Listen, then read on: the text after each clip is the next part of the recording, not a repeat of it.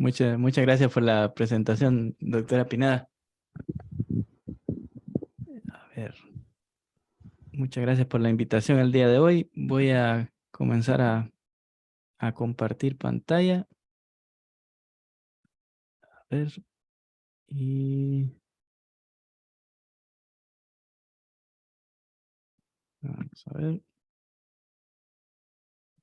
Solo me confirman si se ve la pantalla, si me escuchan bien. Sí, sí, se mira muy bien, doctor. Y también el video.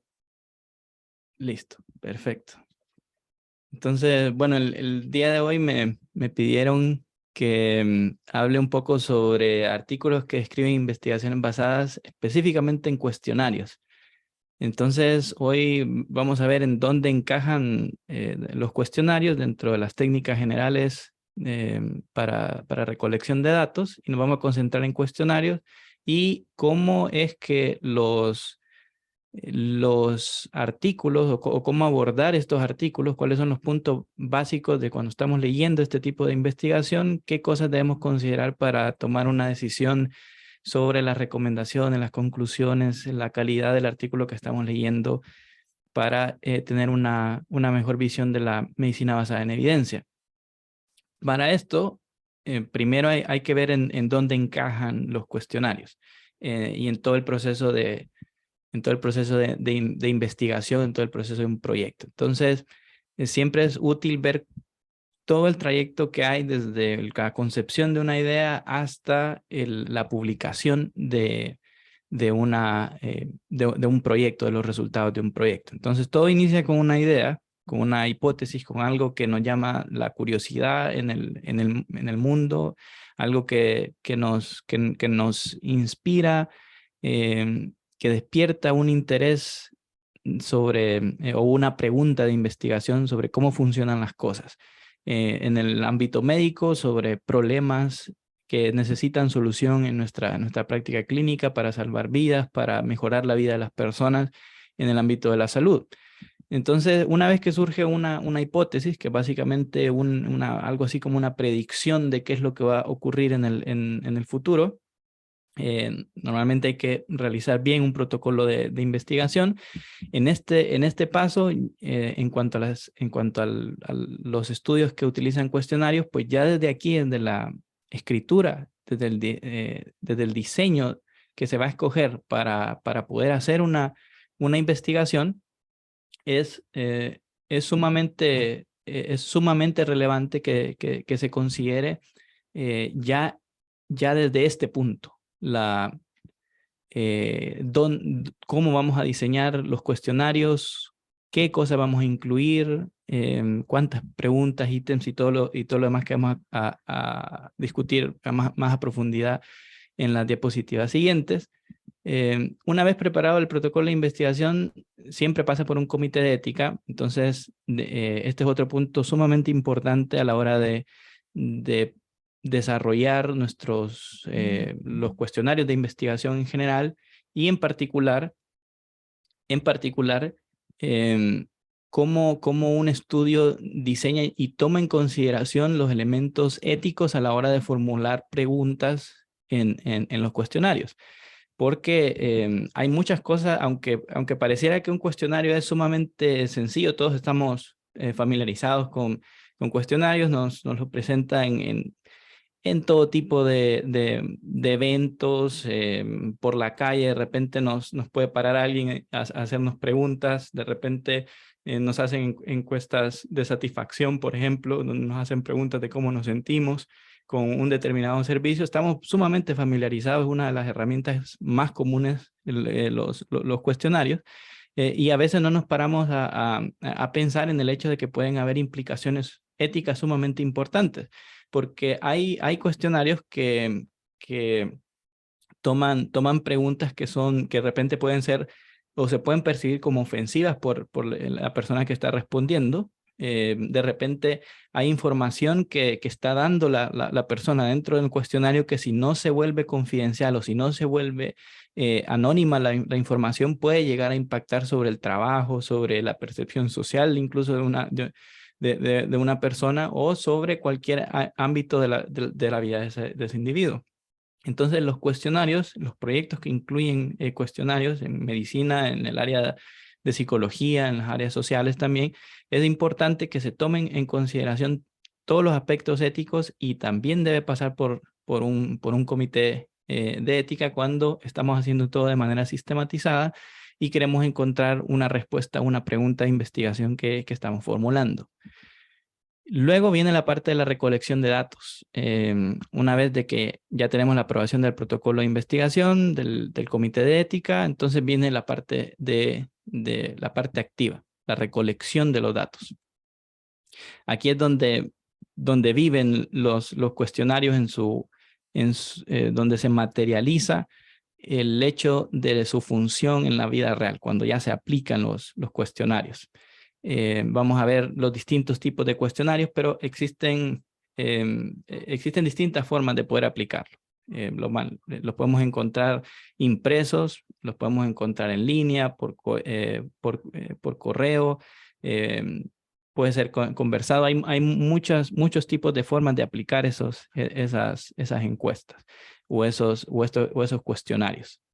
Y una vez que ya está recolectada toda la información, que ojalá haya sido bien diseñado el instrumento para captar lo que nosotros queremos medir, lo que para responder lo que nosotros tenemos en nuestra pregunta de investigación. Luego vienen los resultados, el análisis de esos datos para obtener una respuesta a lo que estamos buscando. Y ya como último paso, en esa cadena de un proyecto que se originó con una hipótesis, ver el hecho de poder decirle a la demás comunidad científica, miren, esto fue lo que encontramos, tuvimos esta pregunta de investigación, estos son los resultados que dieron, y en ese compartir, en esa colaboración, todos los seres humanos vamos creciendo en el pool de conocimiento que vamos utilizando como herramienta para poder generar mejoras en cada uno de los sistemas en los que vivimos.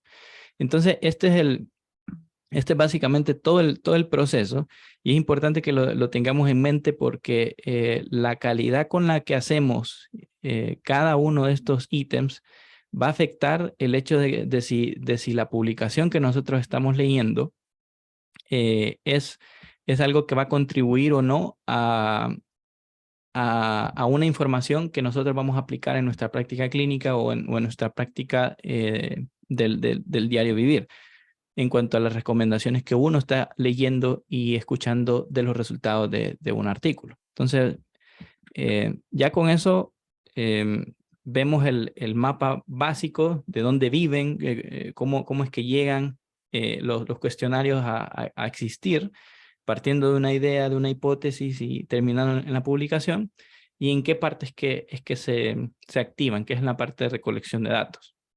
Así que es importante también hacer una mención breve de que existen distintos tipos de formas de recolección de datos, ¿verdad?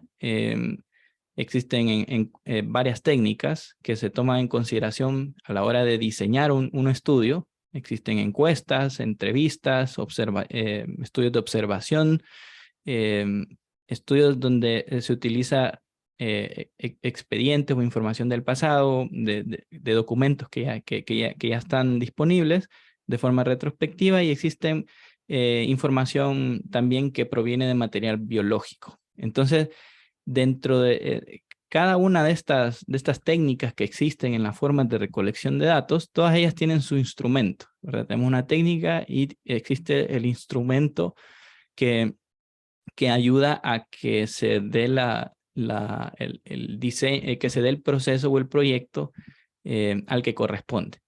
En el caso del cuestionario, en el caso específico del cuestionario, este es el instrumento que corresponde a la técnica denominada encuesta, ¿verdad? Entonces, la encuesta y el cuestionario tienen algunos propósitos y algunas formulaciones de datos específicos que vamos a discutir, pero para tomar en consideración de que, bueno, existen otros instrumentos como para las entrevistas, cómo se seguía uno de las observaciones, para realizar estudios observacionales, las fichas, los expedientes para hacer estudios que necesitan técnicas de documentación y el material de bases de datos de imágenes y tejidos que nos ayuda a tener y desarrollar la técnica que involucra material biológico.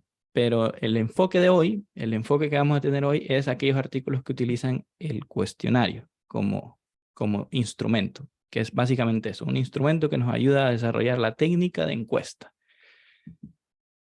Entonces, esta encuesta y estos cuestionarios, el enfoque que tienen es un enfoque más grupal. Hay que tener en consideración eso. Lo que están buscando es cómo se comporta un grupo, qué opinión tiene un grupo de personas, a diferencia de la entrevista, por ejemplo, en donde es un diálogo entre dos individuos, en donde el científico o el investigador está intentando obtener la percepción específica concentrada de un solo individuo. En este caso, no es solo el individuo el que interesa, sino que esa opinión de ese individuo se quiere unir a otros individuos para conocer cuál es el colectivo del comportamiento de la opinión que tiene ese grupo, un colectivo, sobre un determinado tema o una determinada pregunta de investigación que nosotros tengamos. Entonces,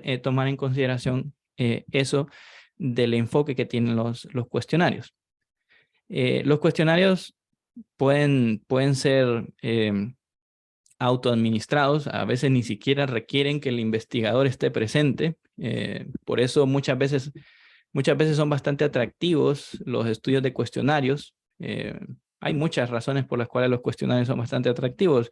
Entre ellos el hecho de que es muy barato hacerlos, no se requiere grandes equipamientos. Por ejemplo, con las técnicas de materiales biológicos, uno tiene que tener secuenciadores de ADN, material avanzado con resonancias magnéticas. Hay que comprar un aparato que, de acuerdo a los Teslas, cuesta un millón de dólares por cada uno de los Teslas que hay para eso, solo para adquirir la máquina para hacer una resonancia magnética. Pero esto no, los cuestionarios y este tipo de estudios lo que necesita es la creatividad y el conocimiento igual para desarrollar cuestionarios adecuados, pero se puede hacer con un ordenador, con una laptop, con papel y lápiz y consiguiendo personas a las cuales hacerles las preguntas. Así que es mucho más barato hacer un estudio de cuestionarios. Y dependiendo del tipo de cuestionarios, incluso se puede dar el instrumento que nosotros diseñamos y la persona, el entrevistado, al que se le aplica el cuestionario, de hecho se lo puede llevar a su casa y se le da un tiempo, se lo puede llevar una semana, lo contesta y luego lo regresa. Ese tipo se denomina asincrónico o autoadministrado, y habla mucho de las ventajas en términos de tiempo y en términos de economía que tienen los cuestionarios. Pero también pueden ser heteroadministrados, en donde sí son sincrónicos, es decir, también es posible acordar estar sentado el investigador junto a la persona que está llenando el cuestionario, para que le den las instrucciones, para que pueda responder, para que tenga un poco más de guía la persona, para tener un poco más de control sobre los procedimientos que se están haciendo. Es posible también hacerlo sincrónico, cosa que se denomina heteroadministrado, para tener en consideración cuando se está leyendo un artículo, ver qué tipo se implementó, qué tipo de instrumento, si fue asincrónico o sincrónico. Luego, los datos que se pueden obtener con este tipo de instrumento pueden ser cuantitativos o cualitativos. Los cuestionarios y las encuestas no necesariamente son solo cuantitativas o solo cualitativas. Es decir, se pueden generar datos que a nivel numérico de los cuales podemos sacar porcentajes, podemos hacer comparaciones a nivel estadístico con fórmulas estadísticas que nos permitan hacer o desarrollar conclusiones a nivel cuantitativo. Y también se pueden hacer preguntas, por ejemplo, muchas de las preguntas abiertas que se pueden realizar en estudios sociológicos, por ejemplo, en donde se le deja a la persona que dé una opinión o una percepción o una pregunta abierta, pues ahí surge más información del tipo interpretativo, donde se requiere que el investigador tome la información interpretar eso y ajustarlo en una teoría más general que requiere un análisis no cuantitativo. Así que los cuestionarios tienen esa ventaja de que se pueden utilizar para varios tipos de datos, no solo para uno. Y las preguntas que se realizan dentro de cada uno de los cada uno de los ítems, así se le llama muchas veces a cada una de las preguntas de un cuestionario, un ítem. Cada uno de esos ítems puede tener una pregunta abierta, como dijimos, para muchas cualitativas, en donde se deja que la persona dé una opinión libremente, que pueda escribir en un espacio o poder ofrecer su opinión general sobre un tema en específico, que puede ser un tema complejo, cómo cree que se pudiera resolver, por ejemplo, la mortalidad en un hospital, qué medidas habría que tomar, una pregunta un poco abierta sobre opinión sobre distintos elementos. Eso puede originarse de preguntas abiertas, pero también el investigador puede incluir preguntas cerradas, en donde las preguntas cerradas básicamente son aquellas como, por ejemplo, sí y no, o selección única, en donde se les da un set específico de posibilidades que pudieran responder a una pregunta, sin salirse de esos márgenes. Entonces, esas son preguntas cerradas. Hay que ver también si los instrumentos que utilizan en una investigación son solo de un tipo, abierta, son solo cerradas, o si hay combinación de ambas. Ahora, vamos a ver 10 puntos a considerar a la hora de que abordamos un artículo científico que utiliza cuestionarios. Entonces, el primero es preguntarse cuál era la pregunta de investigación y si el cuestionario era adecuado para contestar. En este sentido, si recuerdan ese flujo, vamos a hacer referencia bastante a aquel flujo que vimos al inicio. Es importante que uno cuando esté leyendo el artículo diga, ok, ¿qué es lo que quieren contestar? Generalmente en la introducción, prácticamente de forma global, podríamos generalizar que casi todos los artículos en la introducción, en el último párrafo de la introducción, casi siempre van a encontrar la pregunta de investigación. Es decir, los autores les van a decir en el presente artículo discutimos cómo se desarrolla o cuál es la opinión sobre la calidad de vida que tienen los pacientes con diabetes que utilizan o distintos grupos de pacientes, ya sea diabéticos, ya sea que utilicen insulina, que utilicen dieta o que sean tratados con medicamentos, por ejemplo. Entonces uno tiene que preguntarse, ok, ¿qué era lo que querían contestar ellos? Y en ese caso, en ese ejemplo, podría ser, ellos querían saber cuál será la percepción sobre su propia calidad de vida que tienen distintos grupos de pacientes con diabetes, de acuerdo a si están en un tipo de tratamiento o en otro. Entonces, las preguntas de investigación es relevante saber qué es lo que querían contestar, porque luego, más adelante en el artículo, vamos a ir viendo la metodología si las preguntas que hicieron en el cuestionario, de hecho, responden esas interrogantes, esa pregunta de investigación. Casi siempre las preguntas de investigación nos van a ofrecer nos van a ofrecer o nos van a decir en ese párrafito, nos van a decir a qué población se está estudiando, qué población, en este caso, por ejemplo, de ejemplo que les doy, población diabética. Casi siempre les van a decir qué intervención es o exposición es la que tiene ese grupo. De repente puede ser insulina, medicamentos o dieta, el ejemplo que estamos dando. Si se hace una comparación y qué es lo que se está buscando de esos resultados. Entonces, esos son los datos generales que tiene una pregunta de investigación y que normalmente le van a dar en la introducción de ese artículo. Entonces, por eso aquí vamos entrando en el concepto de validez. Es decir, el conocer la pregunta nos va a permitir saber si los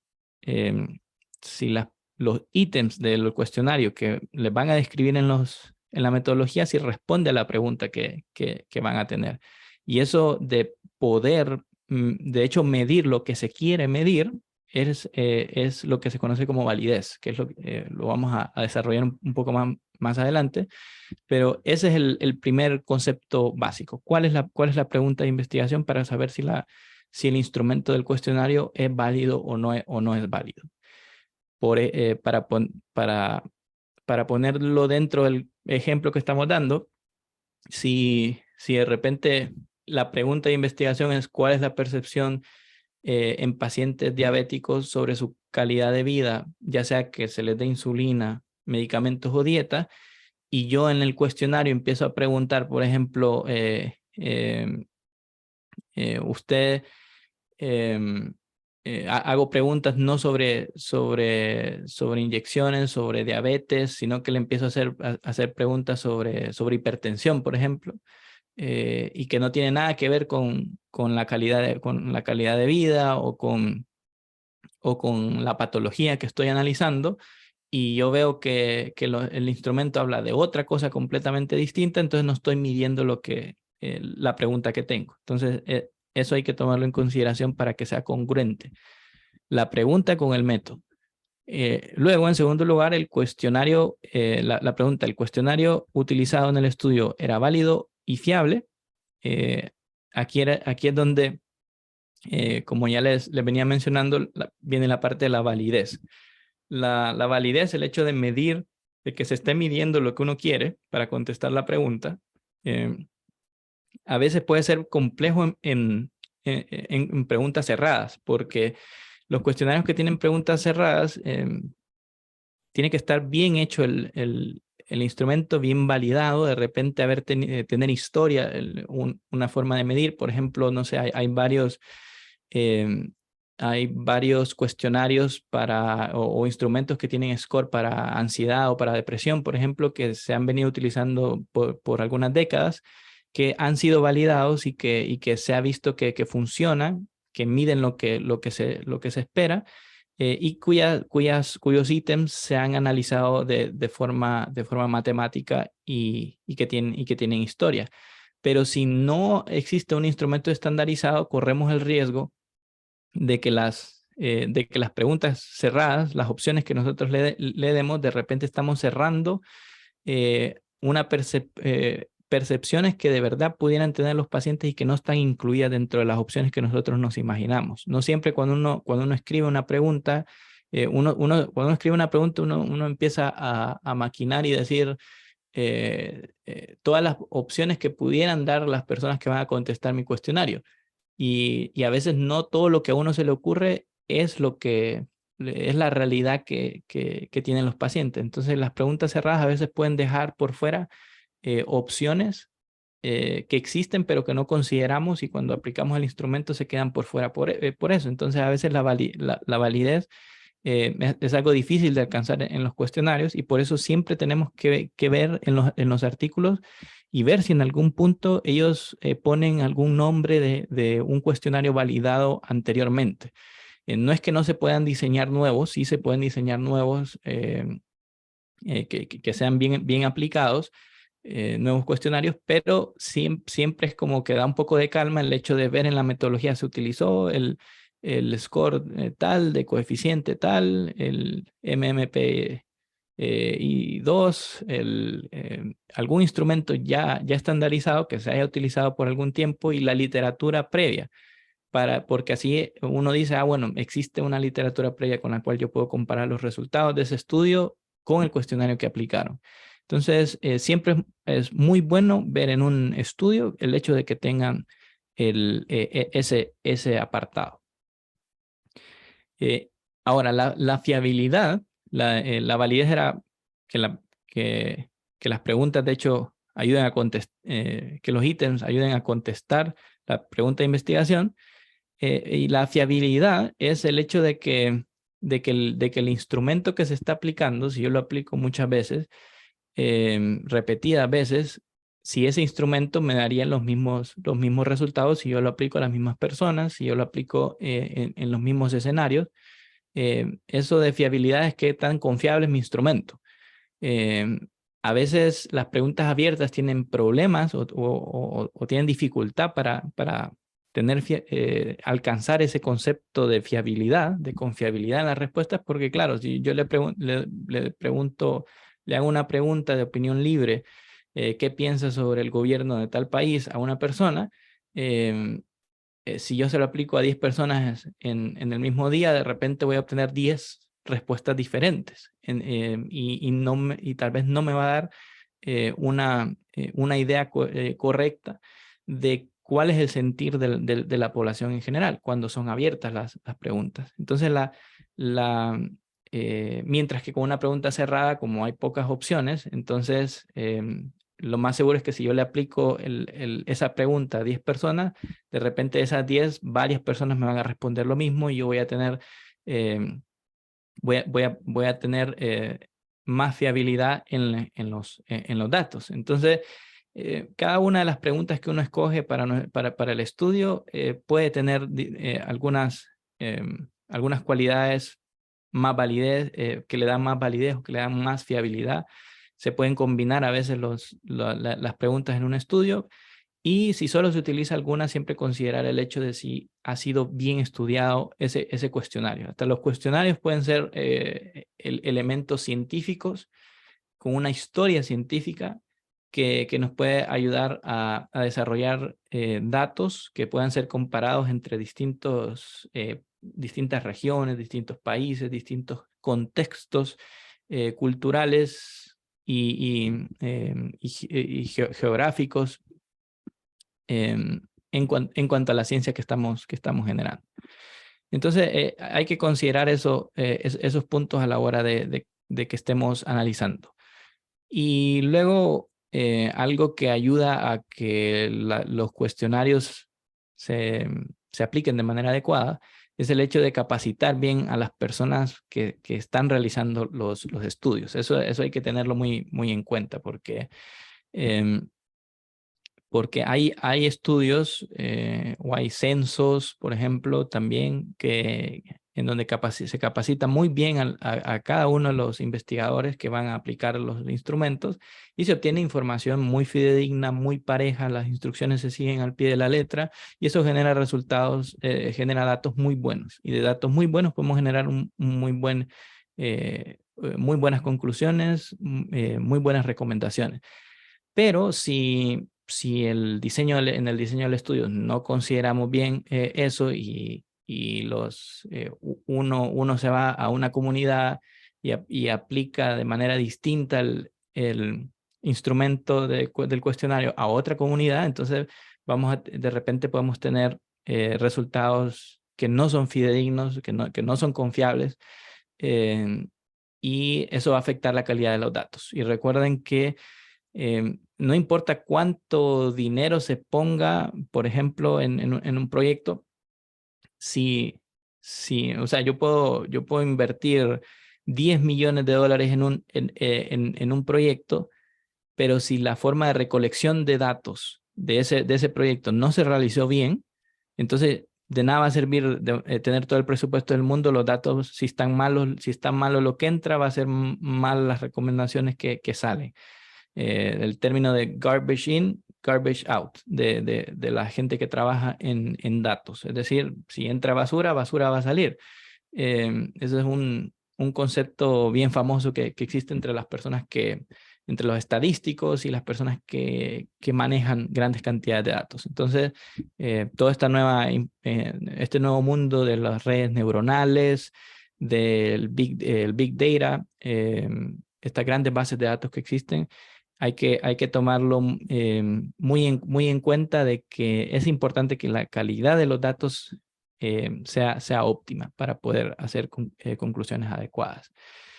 Esta es una tablita que habla de algunos ejemplos de preguntas de investigación en donde tal vez el diseño que se ha escogido no es el adecuado, que el cuestionario de repente no era la herramienta correcta. Y eso es importante también en el sentido de la validez. Escoger algo que nos ayude a contestar nuestra pregunta. Vamos a tomar esta primera, por ejemplo, de carga de enfermedad, para dar un ejemplo. Si yo quiero, por ejemplo, aquí dice cuál es la prevalencia de asma en escolares, ¿verdad? ¿Cuál es la prevalencia de asma en niños? Entonces, ¿por qué un cuestionario no sería el método en este caso? Bueno, el hecho de que pueda existir variabilidad en la capacitación de los padres para definir enfermedad, por ejemplo, de repente si yo le pregunto al papá o a la mamá, su hijo tiene asma, tal vez los padres no tienen los criterios diagnósticos, tal vez para los papás la definición de asma puede ser diferente, tal vez para los papás de repente puede ser, tal vez confunden alergia con asma y de repente les van a decir sí cuando es no. Eh, entonces, hay cosas que hay que considerar a la hora de administrar un cuestionario y cosas como esta, qué es lo que le estamos preguntando a las personas que están respondiendo y si tiene la formación de repente muchas veces para poder contestar la pregunta que nosotros le estamos haciendo. Entonces, un método mejor podría ser un estudio transversal que utilice criterios diagnósticos bien estandarizados y un análisis sistemático de historias clínicas que ya nos confirmen el hecho de que si tiene asma o no tiene asma. Y así pasa en muchos otros tipos de estudios, en donde a veces el cuestionario no es la mejor herramienta.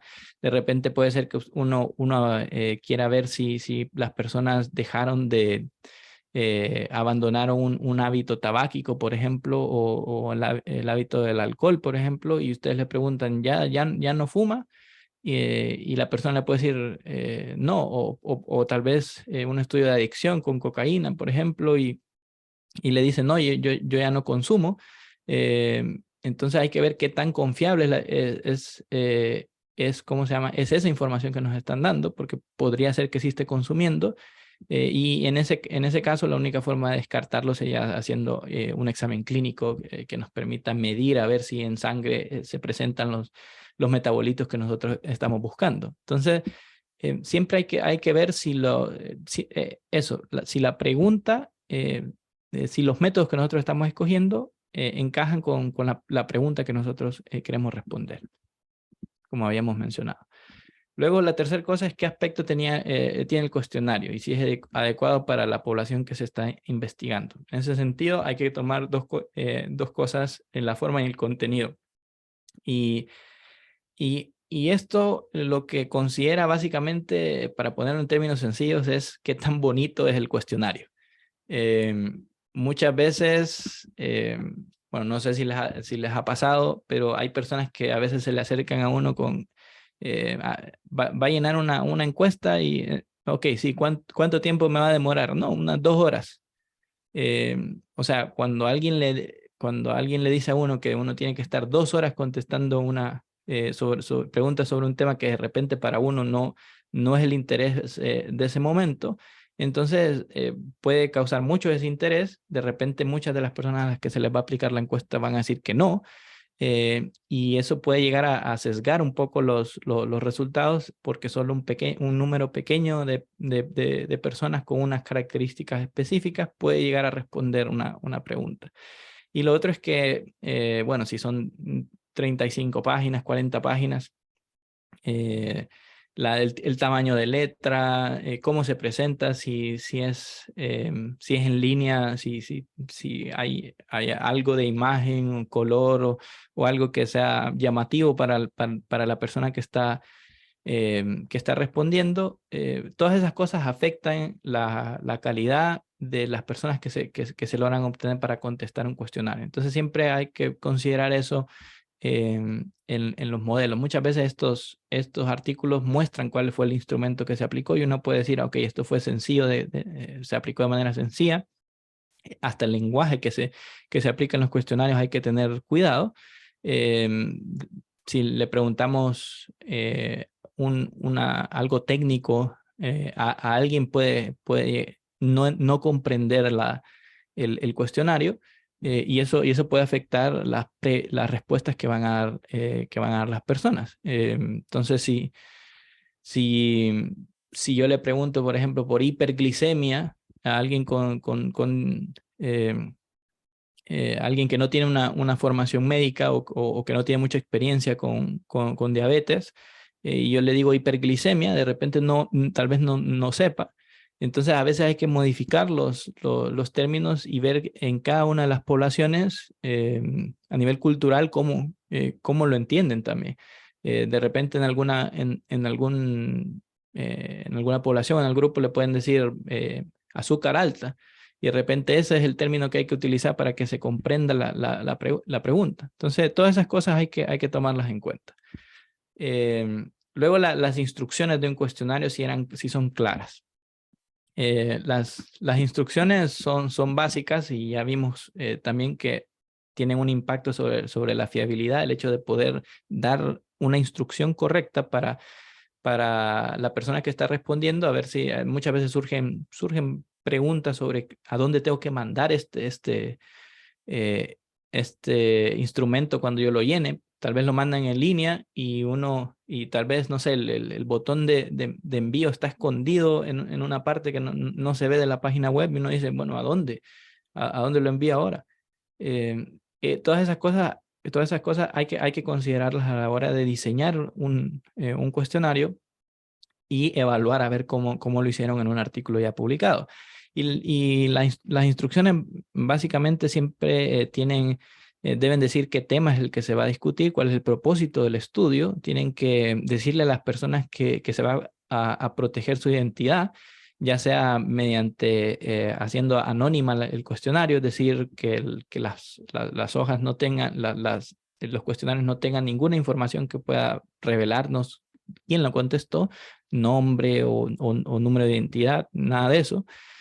O si los datos se van a hacer confidenciales. La confidencialidad es básicamente si uno sabe que si yo aplico una encuesta a un individuo y yo sé cómo se llama esa persona porque yo se la apliqué, ya yo sé quién lo contestó, pues a pesar de que ya no puede ser anónimo, ya no puede estar en el anonimato porque yo ya sé como investigador, pero sí puedo cuidar la confidencialidad de esos datos. El hecho de asegurarme de que esos datos van a ser privados y que no van a aparecer en ningún otro medio en el que la población general va a poder identificar a esa persona. Eso es confidencialidad, y la diferencia entre anonimidad y confidencialidad, que debe estar contemplada en el cuestionario. También los datos de contacto para mayor información. Siempre debe haber un contacto en el instrumento para ver a quién le pueden hacer alguna pregunta en caso de que surja, y eso mejora la calidad del cuestionario, dónde se debe enviar y cómo completar cada uno de los ítems, cada una de las preguntas. Todo eso debe estar contenido en las instrucciones, deben ser claras, se deben entender para poder obtener información adecuada. Luego se realizó una prueba piloto adecuada del cuestionario. Esto es algo que muchas veces no se considera, especialmente cuando uno va iniciando una investigación. Uno piensa bueno, tengo una idea, voy a aplicarlo directamente a toda la población que yo estoy intentando analizar, o a mi muestra, y pasar directo a la recolección de los datos. Pero a veces es muy adecuado y de hecho necesario realizar proyectos piloto. Un proyecto piloto es básicamente hacer un estudio con un grupo pequeño de pacientes o de participantes para ver para ver cómo se comportan los instrumentos de recolección de datos que yo voy a tener. Qué dificultades me puedo ver o desarrollar.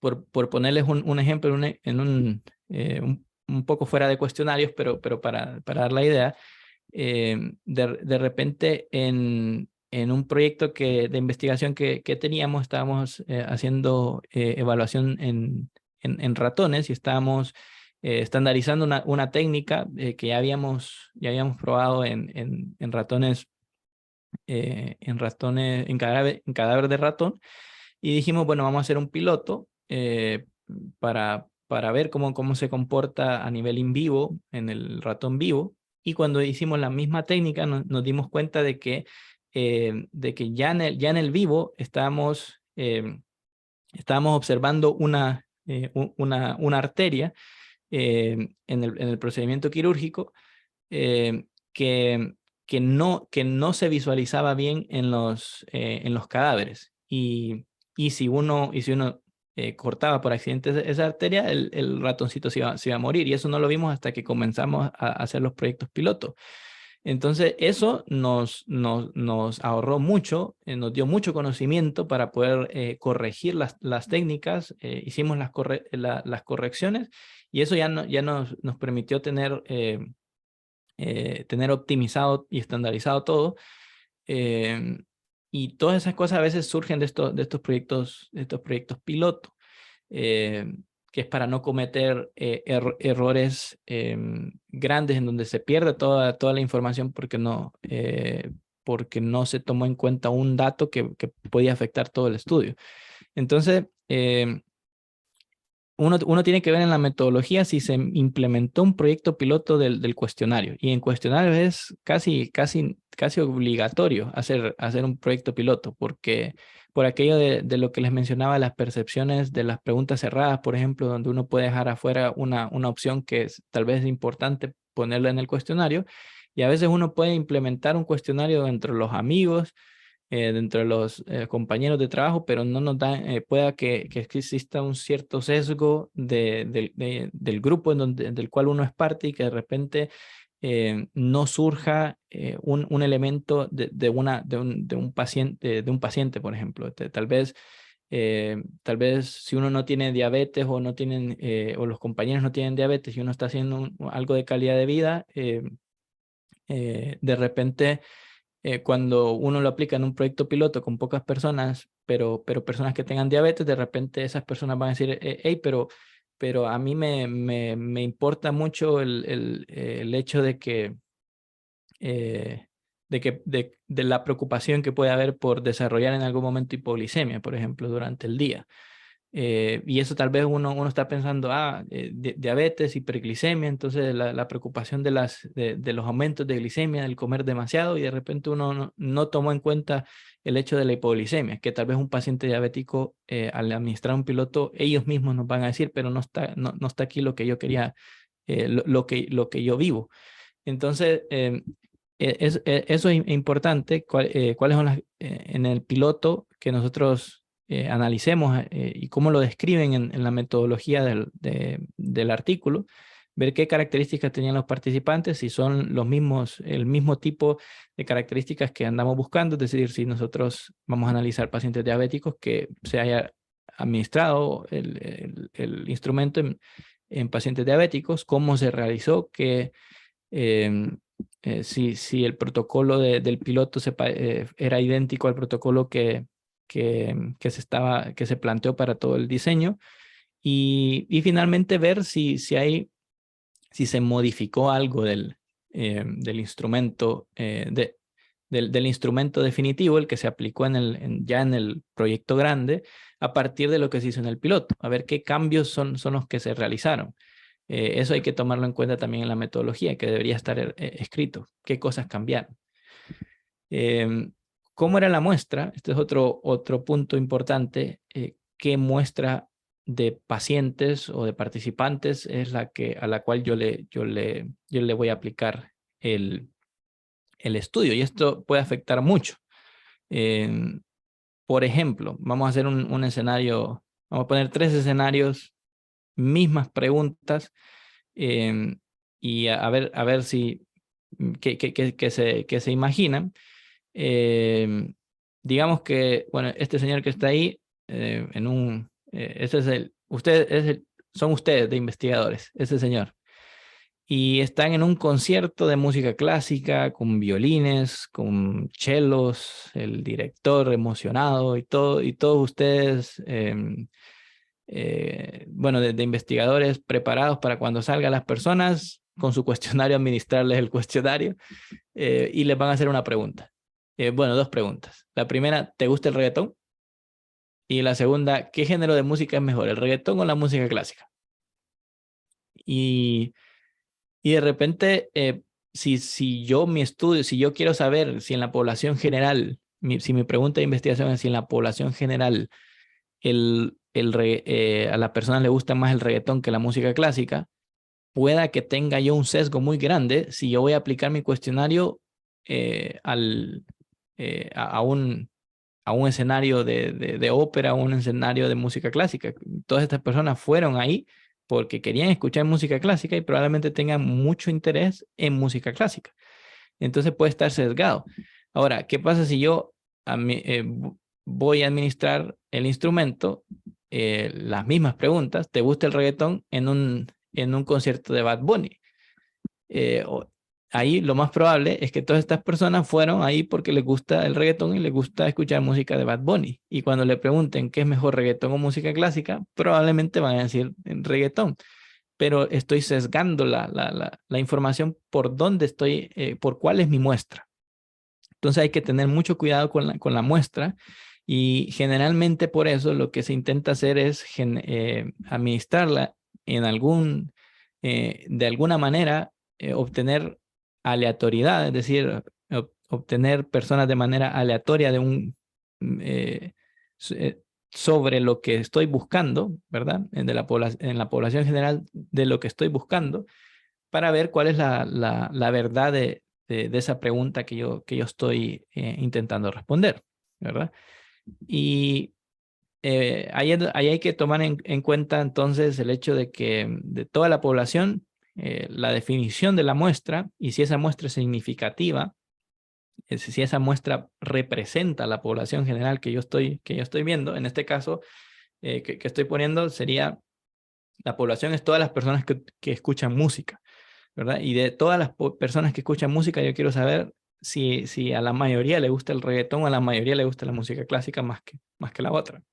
Y entonces la muestra debe contemplar eso, debe ser relativamente aleatoria para obtener personas de múltiples tipos, de múltiples consideraciones, y debo tener un número representativo, que puede ser, eso se hace calculando, tienen cálculos matemáticos de acuerdo a la población general. ¿Qué muestra sería representativa? Muchas veces arriba de 350 ya se van obteniendo buenos resultados, pero muchas veces se requieren miles de personas para poder tener una mejor idea. Entonces la muestra es sumamente importante, y eso hay que verla en los estudios. Entonces si ven una pregunta sobre reggaetón versus música clásica, y en la metodología de ustedes ven que solo la aplicaron en un concierto de Bad Bunny o solo la aplicaron en un concierto de música clásica, pues obviamente va a estar sesgado y no me van a servir los resultados que estén en ese estudio. Entonces eso hay que considerarlo bastante. Y ver qué tipo de muestra utilizaron. Fue una muestra aleatoria en donde de repente al azar se puede aplicar un método, por ejemplo, digital, para generar un grupo aleatorio. De repente en pacientes diabéticos, por ejemplo, yo puedo decir, ok, de esta base de datos de pacientes diabéticos, tengo muchos pacientes diabéticos y yo quiero saber la calidad de vida en estos pacientes. De repente puedo usar un sistema electrónico para que me recoja de esa base de datos un número específico representativo de esa población de pacientes diabéticos para yo hacerle las preguntas de cómo sienten su calidad de vida. Puede ser una muestra aleatoria estratificada también, en donde se utilice igual ese sistema algún sistema que genere aleatoriedad, que genere números aleatorios o personas, o que escoja de manera aleatoria personas o participantes, solo que estratificado es básicamente si yo le quiero dar otra característica, por ejemplo, no solo que sean diabéticos, sino que sean diabéticos tratados con insulina, diabéticos tratados con medicamentos o diabéticos tratados con dieta. Entonces ya ahí tengo el grupo de diabéticos, pero tengo distintos estratos de los cuales yo le tengo que hacer la aleatorización. Hay otro método que se llama muestra en bola de nieve, en donde yo tengo el cuestionario, escojo poquitas personas, le doy el cuestionario y yo le pido a esa persona que busque a otra persona que conoce y se la dé.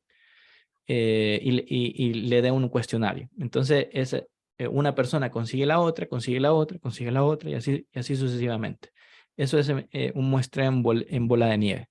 También hay muestreos de oportunidad que también se le llama por conveniencia, que no es lo que más gusta en términos de calidad de investigación.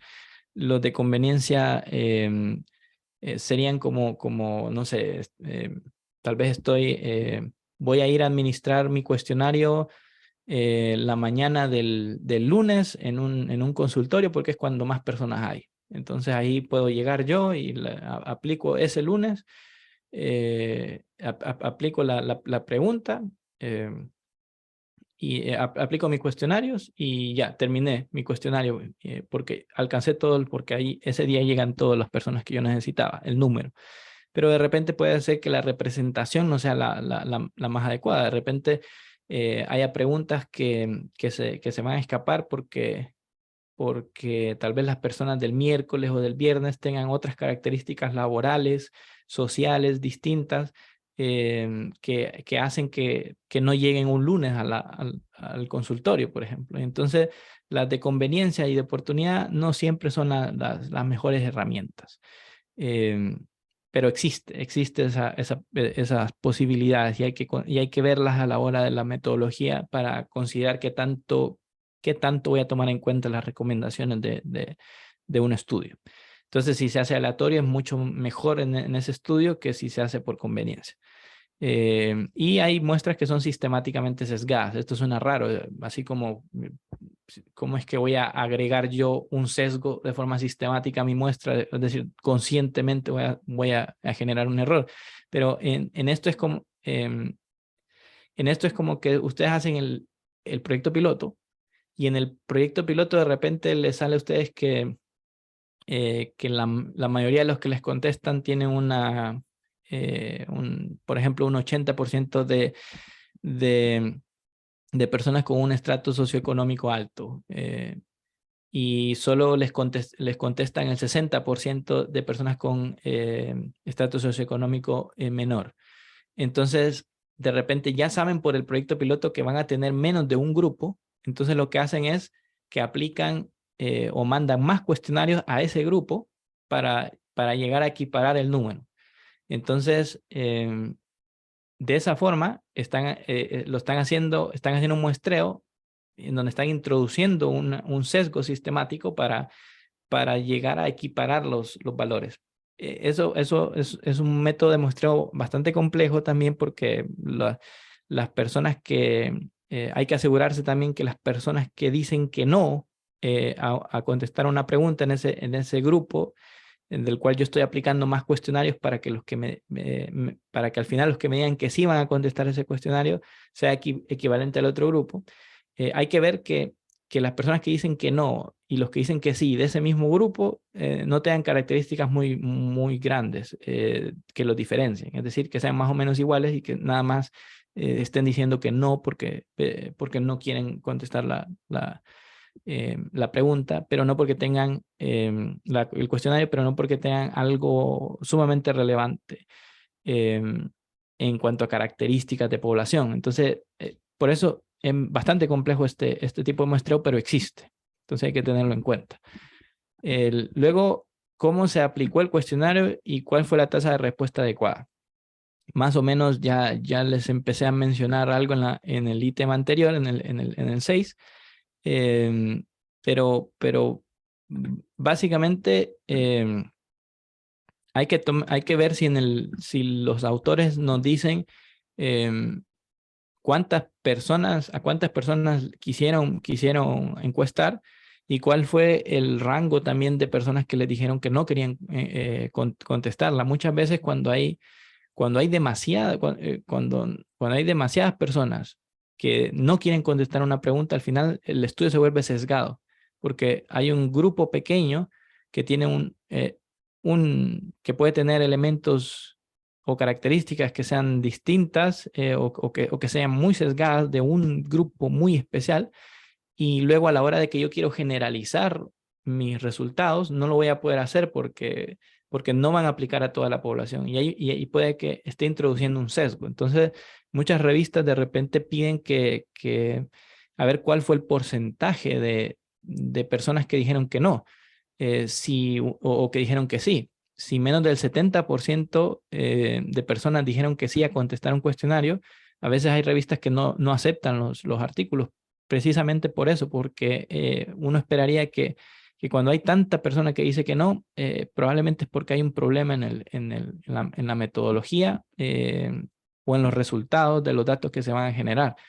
Y por eso se le hace el llamado a las personas que están desarrollando cuestionarios para investigación que intenten hacerlo con la mejor calidad posible, buscar elementos estandarizados, cuestionarios que sean cortos, que sean claros, que se entiendan, que visualmente que no sean cuestionarios feos a la vista, que sean algo atractivos, que sean fáciles de llenar a manera digital o por escrito, pero que sean fáciles y atractivos y claros para que las personas, para obtener un buen número de personas. En los resultados de un estudio que utilizó cuestionarios nos deben de decir cuánto fue el porcentaje de personas que no quisieron contestar los cuestionarios. Y eso es relevante también.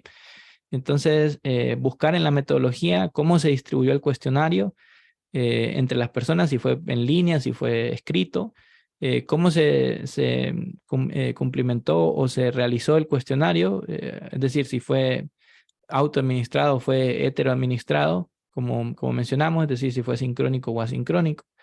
Si se describieron de forma completa las tasas de respuestas, lo que les mencionaba, cuántos respondieron, cuántos fueron excluidos por criterios de inclusión o exclusión que hayan tenido de su estudio y cuántos se negaron a responderlas. Y hacer y ver si las personas los autores también comentaron, hacen comentarios sobre cómo minimizaron los sesgos o si puede existir algún grado de sesgo en las cosas que hicieron. Luego, cómo se analizaron los datos, los análisis de los datos a la hora de que uno ve un artículo científico, uno generalmente, bueno, en un taller anterior, para los que estuvieron presentes, discutimos algunas de las más comunes, de los test estadísticos más escuchados. Cuando uno ve si uno se va familiarizando con eso con el tiempo, a ver si aparece este student, o aparece la ANOVA, o aparece el Pearson, o el Spearman, y cuando uno ve eso en las metodologías, pues uno ya se da una idea de que, bueno, utilizaron metodología que es estandarizada, estadística, que tiene mucho peso de literatura, mucho peso de que da cierta confianza.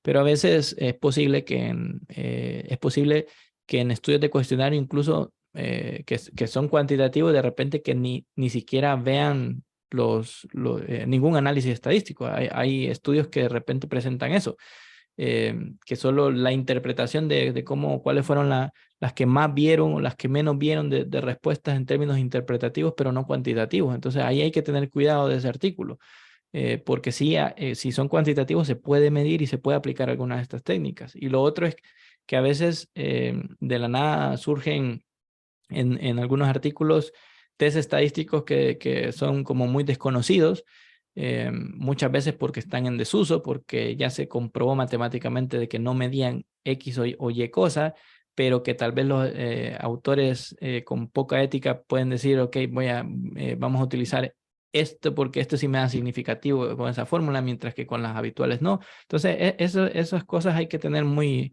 muy presentes cuando uno está analizando un artículo científico.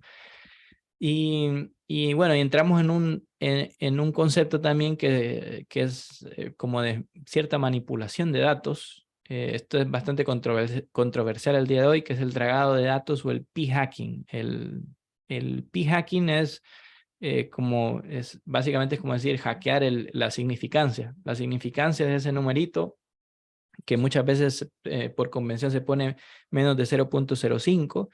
Todo lo que da menos de 0.05, entonces yo voy a decir en mi investigación que es significativo. Y eso lo que quiere decir una investigación con eso es que la probabilidad de que esos resultados hayan salido así como salieron, que hayan sido por suerte, que sea muy baja. Que haya sido un resultado solo del azar. Entonces uno busca que el número de P sea lo más chiquitito posible para decir, ok, la probabilidad de que esto haya sido por suerte es chiquititita. Pero si es más de 0.05 o más del 5%, entonces ya mucha de la literatura dice, ok, no es significativo esto que estoy encontrando. El problema es que hay investigaciones que agarran los datos y hacen análisis, tal vez con, no sé, agarraron un cuestionario, por ponerles algo, un cuestionario de 1000 preguntas, ¿no? Por poner un ejemplo extremo, un cuestionario de 1000 preguntas, y lo aplican y vieron que lo que querían, lo que estaban viendo no les dio. No les dio significativo. Entonces dijeron, bueno, ya no lo podemos publicar o no es interesante.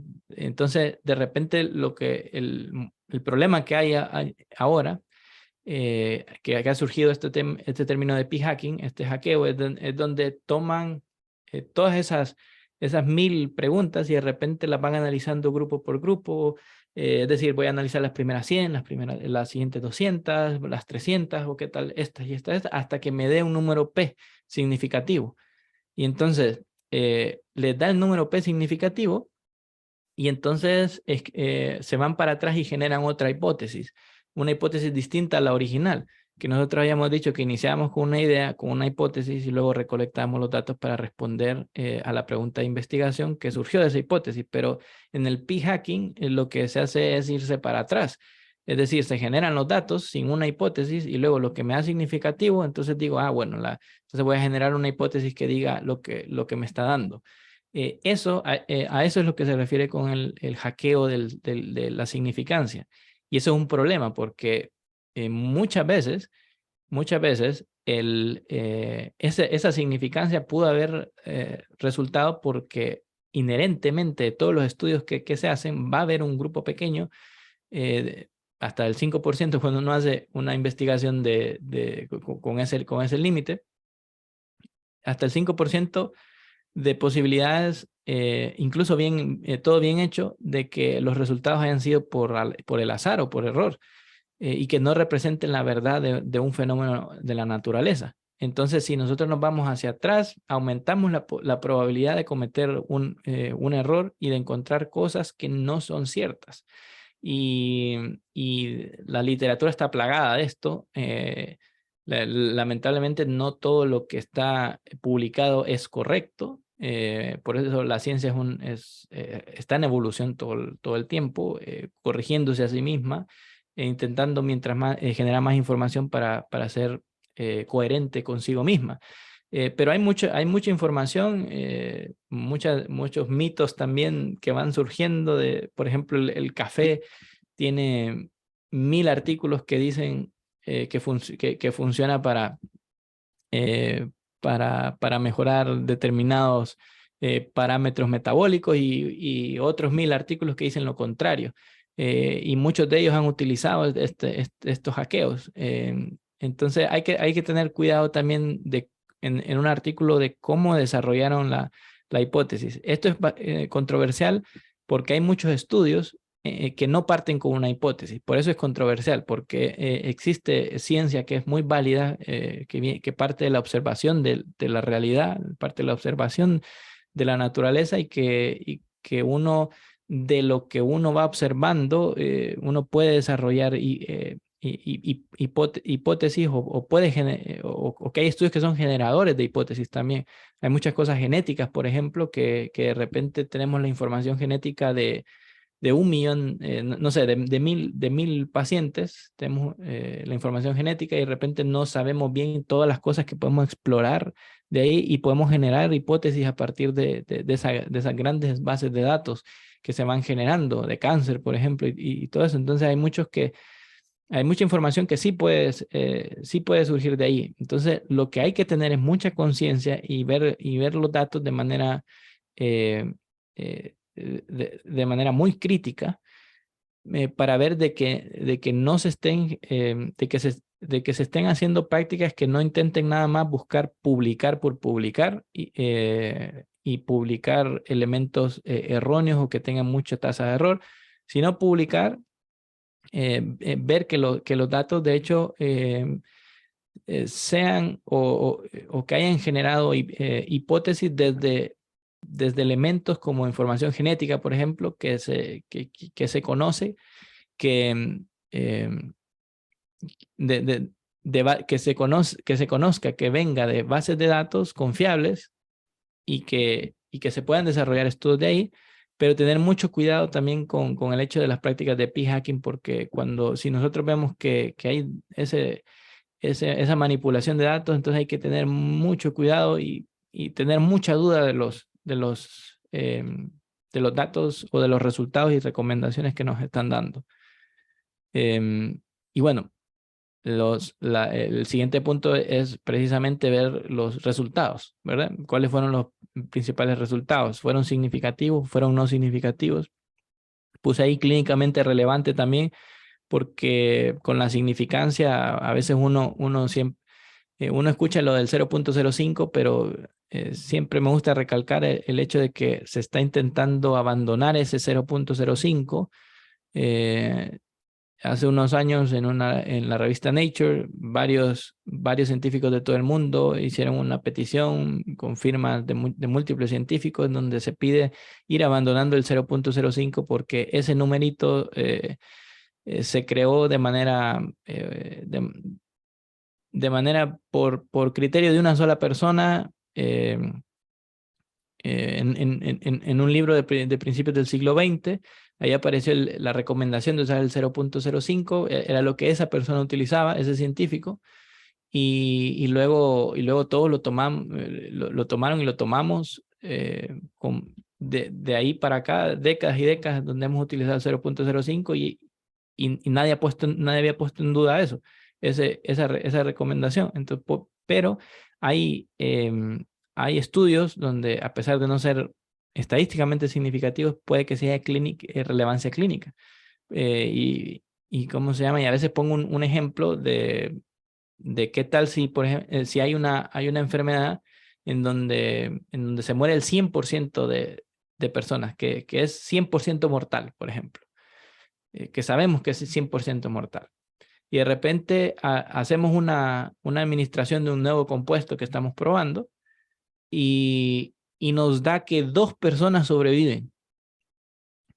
Estadísticamente, probablemente yo voy a pasar los datos al sistema, y como la estadística no le importa las condiciones o el contexto, sino a nivel numérico, me dice si puede ser por azar o no, probablemente me diga que ese valor de 2 que se salvaron no es significativo.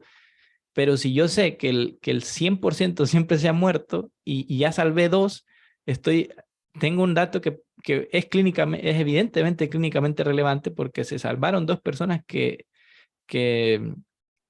yo hubiera dicho van a morir. Entonces, esos estudios de repente, bueno, hay que tomarlos y continuar haciendo investigación en ese rumbo, para ver si el medicamento de hecho sí tuvo algún efecto, si no fue algo del azar, hacer las repeticiones y de repente tengo algo que ya que de 10, que del múltiple de personas me va a salvar, no sé, aunque sea el 1%, es 1% menos de personas que se van a morir de una enfermedad 100% mortal.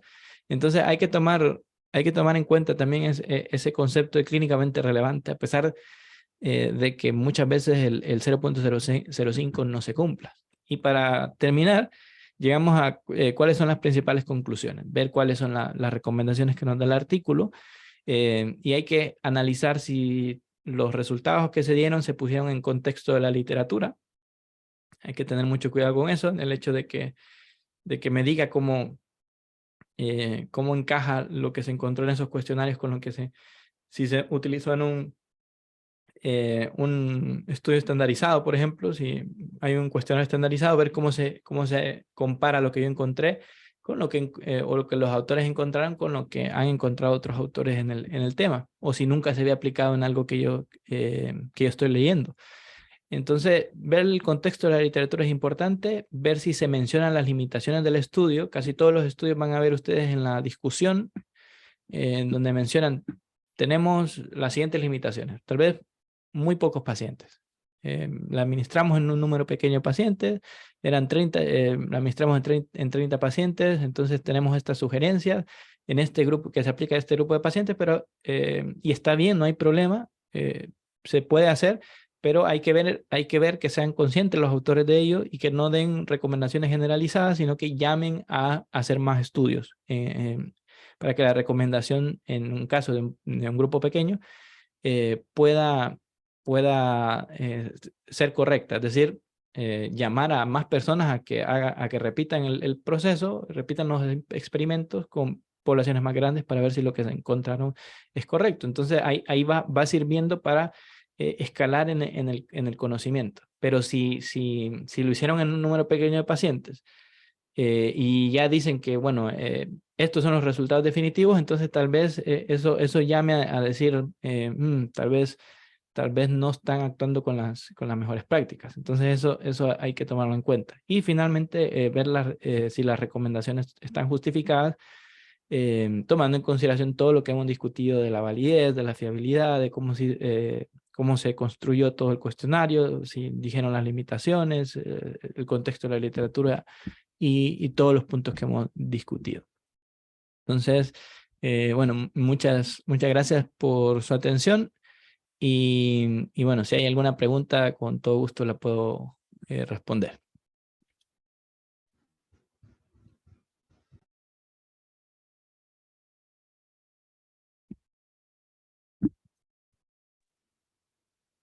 Buenas noches, soy la doctora Carmen Pineda, residente de primer año del posgrado de pediatría, una ABS, y pues me gustaría agradecerle al doctor Héctor Ramos por tomarse estos minutos de su valioso tiempo para brindarnos esta plática. También agradecer a la revista Acta Pediátrica Hondureña y a la Sociedad Mexicana de Residentes de Neonatología. Y pues vamos a proceder con la sección de preguntas. No sé si alguien ¿tiene alguna pregunta? En el chat solo tenemos un comentario, ¿verdad? Se podría decir que hasta cierto punto, si se ha capacitado previamente al personal que aplicará el cuestionario y la forma de recolección es por lo tanto sincrónica, podremos asegurar aún mejor la validez y fiabilidad de nuestro instrumento. Sí, es correcto. Se mejora muchísimo la calidad de la validez y la fiabilidad si se aplica un buen entrenamiento de las personas que van a aplicar un instrumento. Siempre es importante que exista de manera estándar la forma en que se va a aplicar. No asumir que porque ya están las instrucciones arriba, no asumir de que todos lo van a administrar de la misma forma en un equipo de investigación. Entonces, siempre es bueno reunirse, ver cada una de las preguntas, decir de forma clara qué es lo que se está intentando decir con cada uno de los ítems para y qué decir en cada uno de los ítems para que la capacitación sea correcta y que las preguntas se apliquen de manera adecuada. Por ahí veo una manito.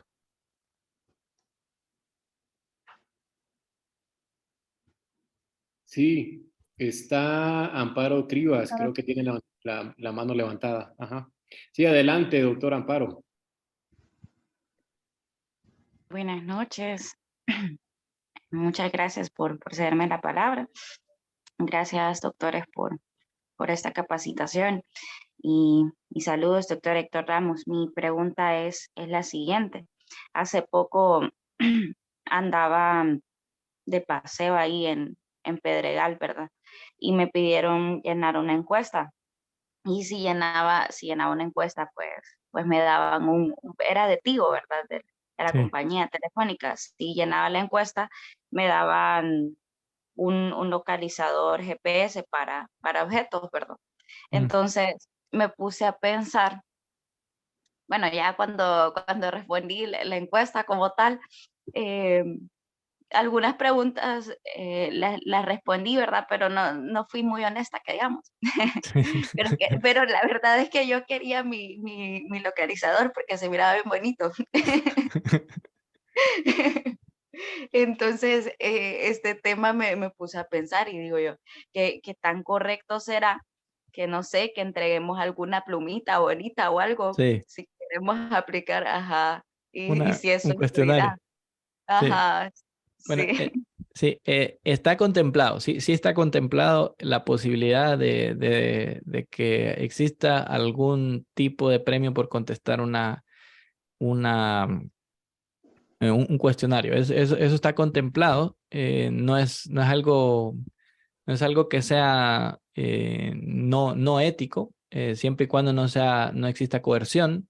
Todo esto va analizado también, por eso es importante que vaya analizado por un comité de ética para ver que no exista ningún tipo de presión desmedida por algún elemento, incluido un regalo, pero no es que esté prohibido hacerlo. Y sí se utiliza mucho siempre y cuando no afecte. No afecte las preguntas, es decir, no afecte las respuestas que se van a dar. De hecho, la utilizan muchas revistas, incluso las mismas revistas, el, el, el New England Journal of Medicine, por ejemplo, hace unos días recibí una notificación al correo para llenar un cuestionario del New England Journal of Medicine que quiere saber sobre autores, cuál es la perspectiva que tienen a la hora o la experiencia que tienen a la hora de enviar artículos científicos a revistas de investigación. Y una práctica que tienen muy seguido es que hacen como una rifa, por ejemplo. Hacen una rifa.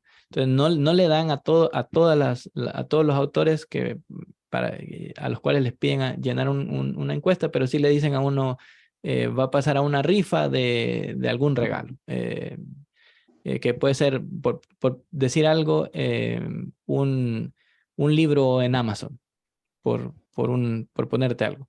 Entonces, es una técnica también de parte de ellos para, para fomentar el hecho de tener pocas negativas, es decir, disminuir el porcentaje de negativos de personas que no quieren llenar la encuesta, como había mencionado antes, porque eso lo toman muy en cuenta las revistas a la hora de publicar. Entonces, a veces existen esos incentivos para aumentar el porcentaje de personas que contesten. Entonces, no es incorrecto siempre y cuando no caiga en coerción de alguna manera indebida o que afecte las respuestas de los participantes.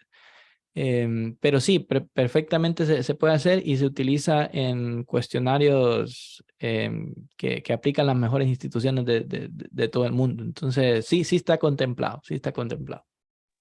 Está bien, muchas gracias, doctor. Y otra pregunta similar, bueno, esa ya quedó muy bien respondida y me llama mucho la atención lo que comenta, que incluso digamos, Sí, el los mismo ítems New más England. prestigiosos. Exacto.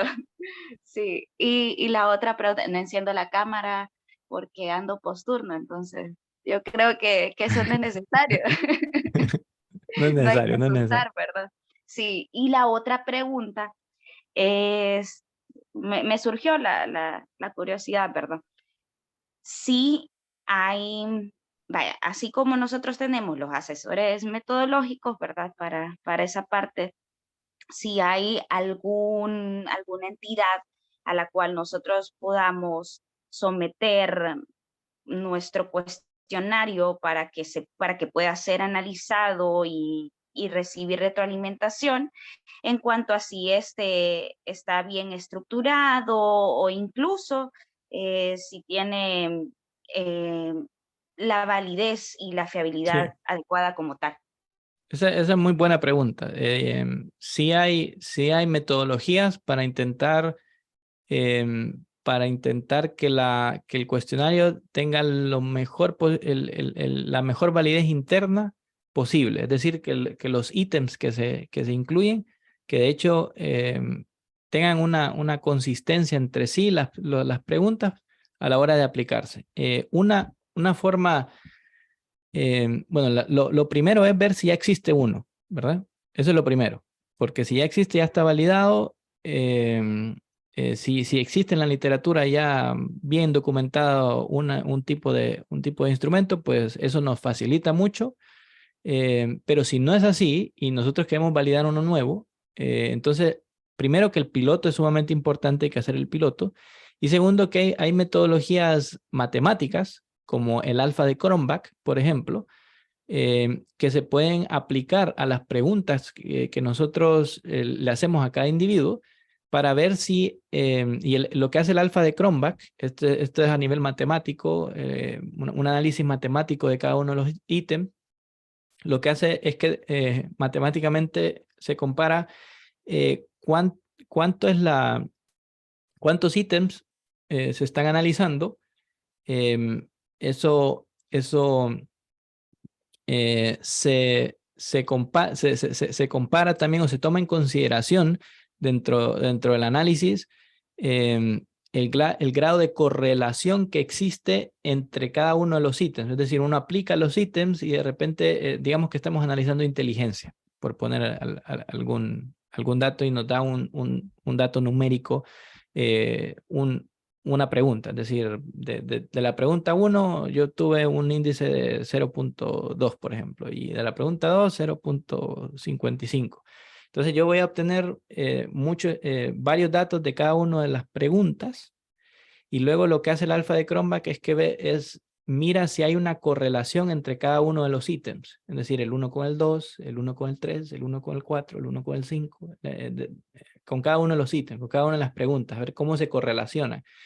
Entonces, lo que hace el alfa de Cronbach es que toma cuántos ítems hay y lo multiplica se hace una multiplicación con la correlación entre todos los ítems, matemáticamente se saca una suma de todas las correlaciones que hay entre cada uno de los ítems, y eso se divide entre la varianza, que es básicamente cómo varían los datos de la media, ¿verdad? Entonces, se toma eso, cuántos ítems hay, se multiplica por la correlación de cada uno de los ítems y se divide entre la varianza, y eso me da un valor, que es el alfa de Cronbach.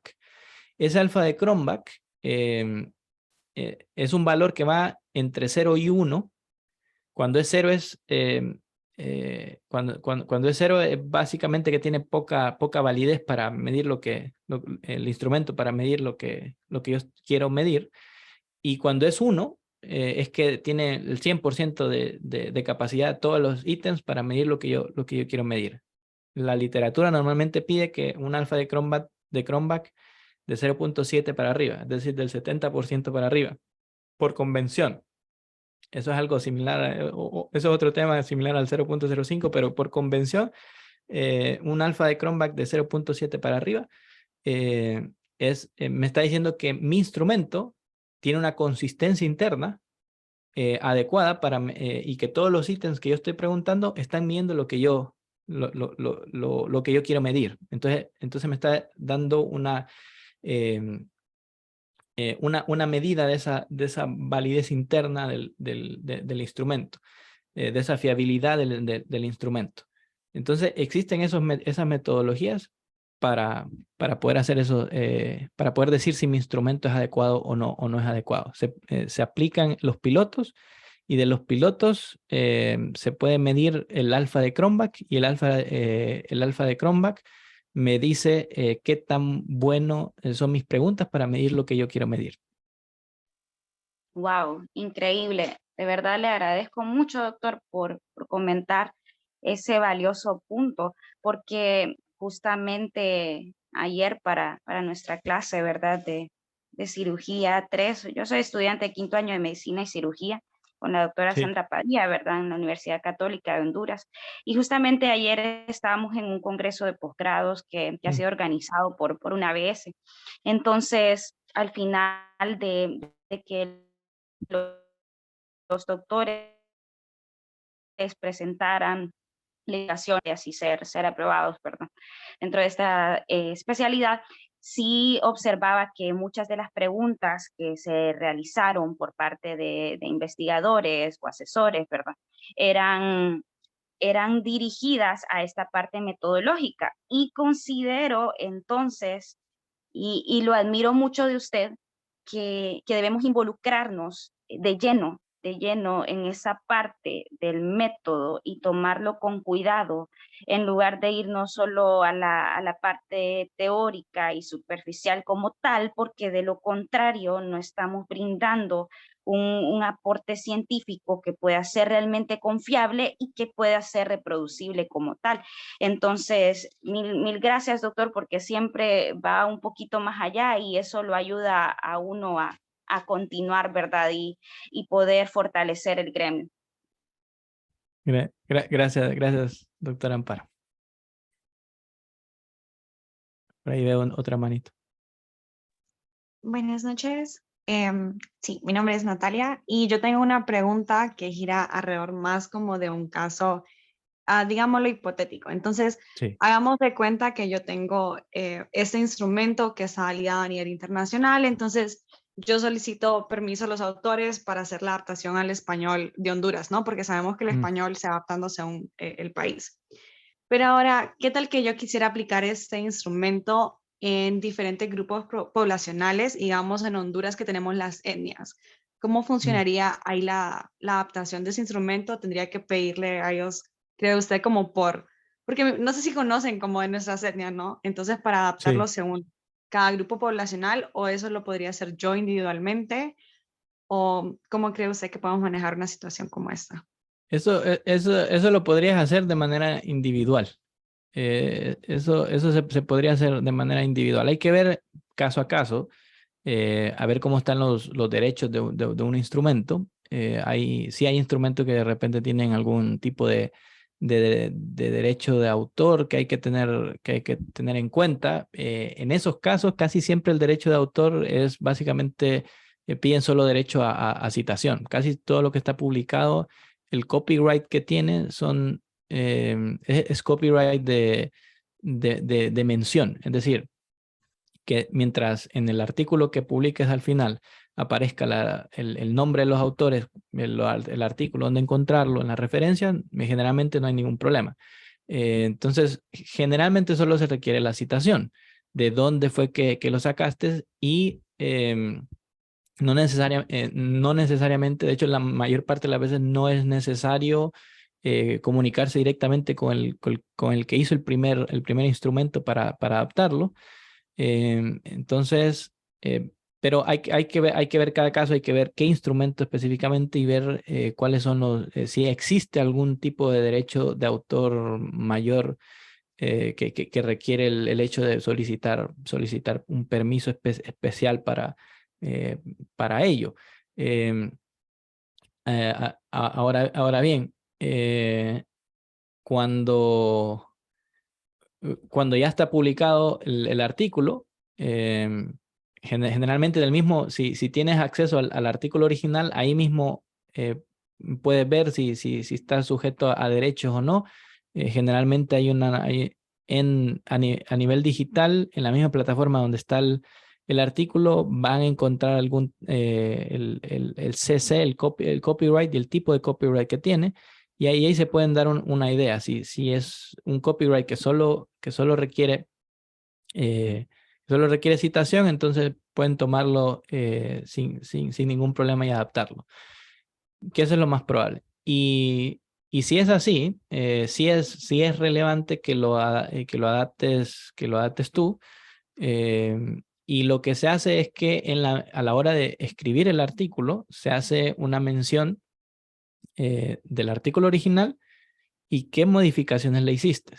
Ahora aquí entra lo que estábamos conversando con la doctora Amparo antes, que es el hecho de realizar algún tipo de piloto y la medición del instrumento nuevo modificado que se hizo, porque a la hora de la modificación queda la duda si se van a seguir comprendiendo igual cada uno de los ítems, y si va a ser congruente todas las preguntas y los ítems que se están aplicando al cuestionario. Por ahí, correcto, ahí la doctora Amparo Cribas está enviando precisamente de lo que estoy hablando ahora, la clasificación de los copyrights ahí en el chat. Muchas gracias, doctora. Entonces, cuando las licencias son de ese tipo, no es necesario ni pagar ni comprar, solo ni contactar, a veces solo con la citación. Pero sí es importante que la versión modificada sea puesta a prueba con un piloto para ver para ver si de hecho las traducciones que se hicieron se entienden por la población, y hacer estas mediciones que hablamos como el alfa de Cronbach para ver si la medición que me da tiene más del 70%, de un índice de 0.7 de ese alfa de Cronbach. Entonces es importante hacer la traducción y aplicarlo en un piloto con pocos pacientes y ver cómo está el alfa de Cronbach. Perfecto, muchísimas gracias. Ok.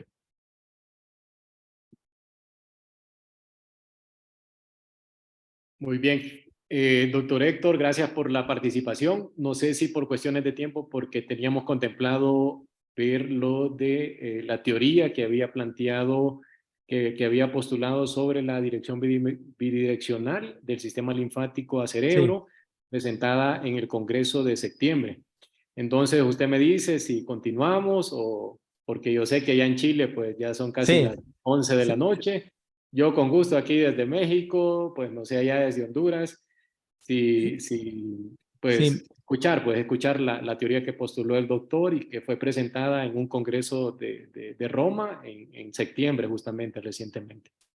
Ya, bueno, sí, pudiera hacer alguna mención, algo breve, y si quieres también después podemos organizar tal vez algún otro día más para hacerlo con más profundidad si quieres, pero sí puedo hablar de las generalidades.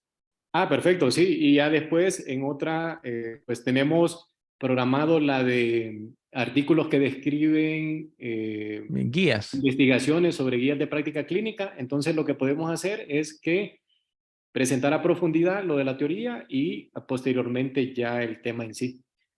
Ok, ya está. Súper. Súper. Sí, bueno, entonces con el trailer para el trailer básicamente lo que lo que trata lo que estoy investigando, y bueno, una teoría para la cual ya existe buena evidencia, que fue la que le presenté en Roma, es que existe, bueno, antes se pensaba que el tejido linfático cerebral no existía.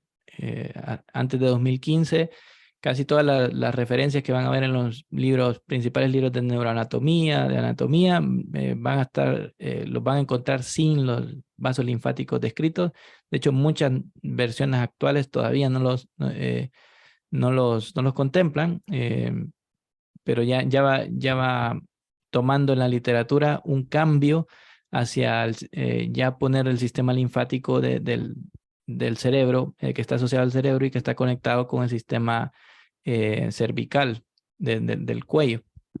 Entonces, normalmente el sistema linfático siempre se ha descrito que viaja en dirección hacia el tórax, es decir, antes que solo se sabía del cuello, siempre se describía el paso hacia el tórax, donde se une a la circulación general para descartarse, para filtrarse, todos los desechos, toxinas, toda la parte del sistema inmunológico, y desde la parte inferior del cuerpo también se describe hacia el tórax. Pero el descubrimiento de los linfáticos marcó algo peculiar, y es el hecho de que las características que tienen estos linfáticos es que no tienen muchas de los filtros que se pueden observar en otros tipos de linfáticos. Son un poco más primitivos, no tienen músculo liso, por ejemplo, carecen en su vasto trayecto, carecen de válvulas. Entonces, con una investigadora checa, nosotros planteamos el hecho de que, bueno, este es de un artículo que publiqué este año sobre el paso de algunas estructuras llamadas vesículas extracelulares, exosomas. Los exosomas son pequeñas, imagínenselo como pequeñas pelotitas que producen todas las células. Esas pelotitas de membrana llevan adentro ADN, RNA, proteínas, lípidos, y la utilizan como para transmitir información una célula con la otra. Entonces se dicen cómo está el ambiente, es como el WhatsApp, pero de las células.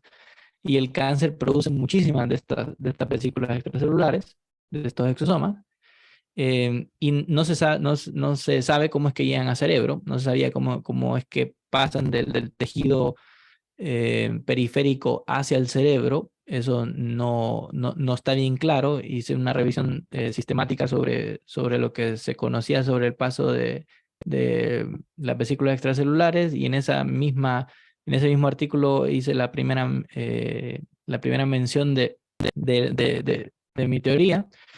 Y bueno, con esta persona, la doctora Iva Polakovikova, ella estaba trabajando en exosomas cuando yo llegué a Chile, y yo estaba trabajando en intentar descubrir un nuevo tumor cerebral que, bueno, si Dios quiere, pronto va a salir una descripción, un artículo publicado sobre ello también, un proyecto que venimos trabajando desde hace como 4 o 5 años de búsqueda, y encontramos un tumor interesante relacionado con el tejido linfático. Y cuando me reuní con ella, la doctora, bueno, era experta en exosomas, y me dijo que bueno, en algunos experimentos que habían hecho le había llamado la atención el hecho de que los exosomas, miraban exosomas en cerebro y no sabían cómo es que llegaban ahí. Y ahí yo planteo que tal vez a través del tejido linfático pudiera ocurrir. Ahora, eso plantea muchísimas dificultades, muchísimas cosas que se pensaba hasta el momento que eran imposibles. Una de ellas es el paso retrógrado, es decir, el hecho de que por este mismo sistema linfático viajen cosas como exosomas o nanopartículas desde el cuello hacia el cerebro. Ese movimiento retrógrado antes se pensaba que era imposible. Es decir, si ustedes inyectaban algo aquí, se pensaba que era imposible que algo llegara al tejido, y de hecho por eso ni siquiera se había estudiado. Entonces, yo hago la propuesta de que los exosomas llegan al cerebro con la implicación relevante de que había movimiento bidireccional, es decir, no solo hacia abajo, hacia el tórax, sino que hacia arriba, hacia el cerebro. Entonces, eso a nivel de estudio con ratón era también sumamente complejo, porque el linfático del ratoncito es minúsculo. y a nivel quirúrgico era difícil abordarlo y todo, pero se logró realizar. Y de hecho ya comprobamos que existe esa conexión retrógrada, lo que abre la puerta a una nueva entrada hacia el cerebro, y toda una nueva área de teranosis, es decir, de diagnóstico y tratamiento en nanotecnología que pudiera, que va a tener que ser analizado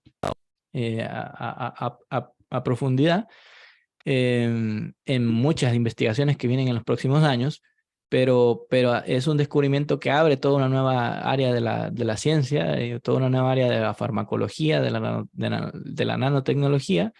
Y bueno, en otra ocasión, entonces les voy a comentar exactamente cuáles fueron los experimentos que hicimos, qué nanopartículas utilizamos, cómo las analizamos por resonancia magnética, cómo vimos la detección por resonancia magnética en el cerebro, los exosomas y toda la historia con distintas nanopartículas. Pero ese es el sentido básico de la teoría, de la hipótesis que desarrollamos y de las implicaciones que tiene. Perfecto, bueno, ya está el tráiler y de lo que viene en la próxima sesión, que Coming soon. tenemos todavía por definir la fecha, que es sobre investigaciones que describen guías de práctica clínica, que eso pues en la parte médica sí nos enfrentamos mucho a este tipo de investigaciones y de nuevas prácticas clínicas que se van desarrollando. Entonces, justamente ese es el objetivo de estas sesiones, el crear un sentido crítico de la lectura que nosotros estamos realizando. Y veo que hay estudiantes de medicina, entonces el plan es que no solamente se queden con la teoría. Una de las formas de llevar a la práctica este tipo de sesiones es crear Journal Club en las diferentes centros donde ustedes están, y de esta manera pues están leyendo artículos científicos, y qué mejor manera pues de llevar a la práctica la teoría que nos ha brindado generosamente el doctor Héctor Ramos, a través de la discusión entre los compañeros, o incluso proponer ser proactivos en sus centros y desarrollarlos, esta Journal Club, por lo menos una vez a la semana, una vez cada 2 semanas o por lo menos una vez al mes, proponer un artículo científico y discutirlo entre todos. La verdad que esa es la mejor manera en cómo desarrollamos nosotros ese músculo, cómo fortalecemos ese músculo científico y cómo nos aventamos a la lectura científica también, que es muy diferente a la lectura de una literatura pues convencional, porque ya nos enfrentamos a metodología de investigación, como lo mencionó la doctora Amparo, y a términos que no estamos muy familiarizados. Y esto pues es muy importante, como lo mencionó el doctor, cuando uno sale del país. Yo soy hondureño, actualmente pues estoy aquí en México, y uno se enfrenta a situaciones de investigación en otros países, y la base que uno trae de Honduras pues no es muy buena, porque uno solo hace la tesis y no le toma mucha importancia. Entonces, ya cuando uno sale del país, uno se da cuenta de todas las deficiencias, y una de esas pues es la parte de investigación. Entonces, ¿qué mejor manera de irlo desarrollando desde el pregrado?